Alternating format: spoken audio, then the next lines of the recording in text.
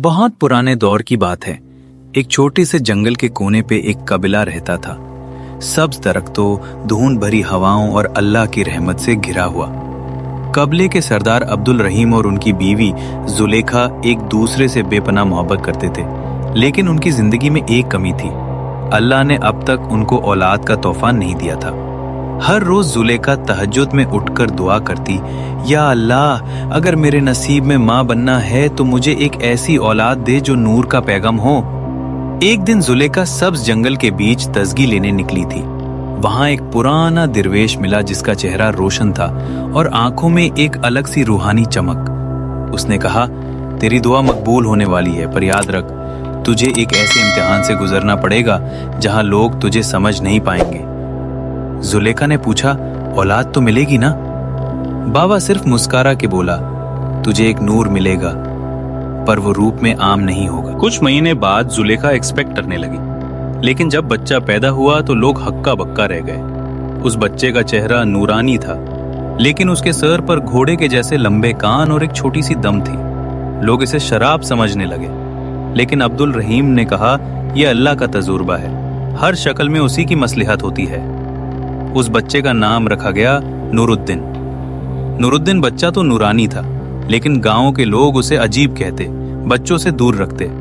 उसकी माँ उसे समझाती, बेटा, अल्लाह ने तुझे एक मकसद के साथ भेजा है, हर एक जख्म उसी की तरफ से है, सब्र रख।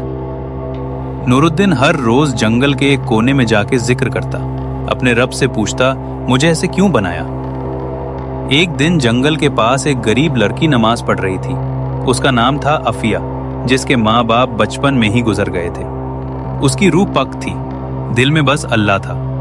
जब उसने नूरुद्दीन को देखा तो लोगों की तरह नहीं देखा। उसने बस सलाम किया और कहा, तुम अल्लाह की मखलूक हो, मेरी आंखों में तुम सिर्फ अल्लाह का नूर हो। नूरुद्दीन का दिल उस वक्त पिघल गया। दोनों रोज मिलने लगे। अफिया उसे तस्बीह सिखाती, कुरान सुनाती। नूरुद्दीन पहली बार महसूस कर रहा था कि वो अल्लाह के प्लान का एक हिस्सा है। उनकी दोस्ती मोहब्बत में बदली और एक दिन नूरुद्दीन ने अफिया से कहा, अगर तुम मेरे साथ जिंदगी गुजरना चाहती हो तो समझ लो कि मेरा रूप दुनिया के लिए अजीब है। अफिया मुस्कुराई और सिर्फ एक लफ्ज बोला, अल्हम्दुलिल्लाह। गांव वालों ने जब ये रिश्ता सुना तो फट पड़े, ये क्या, एक लड़की इस अजब शक्ल वाले से निकाह करेगी?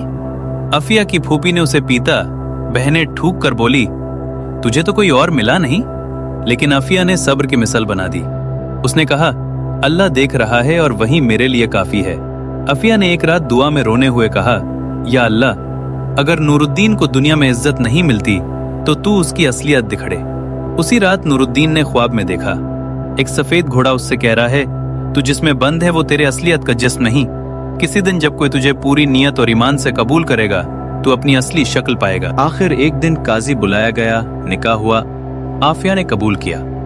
जैसे ही उसने कबूल है कहा, लोगों के सामने नूरुद्दीन का जिस्म रोशन होने लगा। उसका घोड़े जैसा रूप धुंधला पड़ गया और एक नूरानी जमाल वाला इंसानी रूप सामने आया। सब लोग होश में नहीं रहे, अल्लाह का कदरत सबके सामने थी। नूरुद्दीन ने अपनी माँ से कहा, अम्मी, आपके सब्र का नतीजा है। उसने लोगों से कुछ नहीं कहा, सिर्फ दुआ दी। लेकिन आफिया के उन सब रिश्तेदारों को जो उस पर जुल्म करते थे, एक एक करके दुनिया ने सबक सिखाया। कुछ रूहानी बीमारियों में गिर गए, कुछ अकेलापन का शिकार हो गए। आफिया और नूरुद्दीन एक रूहानी दास्तान बन गए। वक्त गुजर गया। नूरुद्दीन और आफिया उसी जंगल के एक पहले वाले मकाम पर अपना घर बना के रहने लगे। लोग उनके मशवरे लेने आने लगे। उनकी जिंदगी एक इस्लाही कहानी बन गई। बच्चों को रूहानियत और सब्र सिखाते। हर शक्ल में अल्लाह की रहम है। यही सबक वो सबको देते हैं।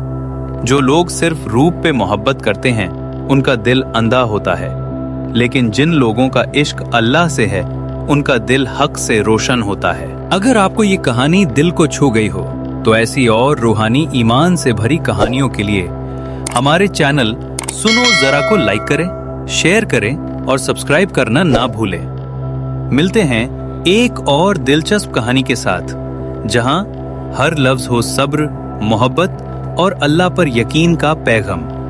अस्सलामु अलैकुम व रहमतुल्लाह।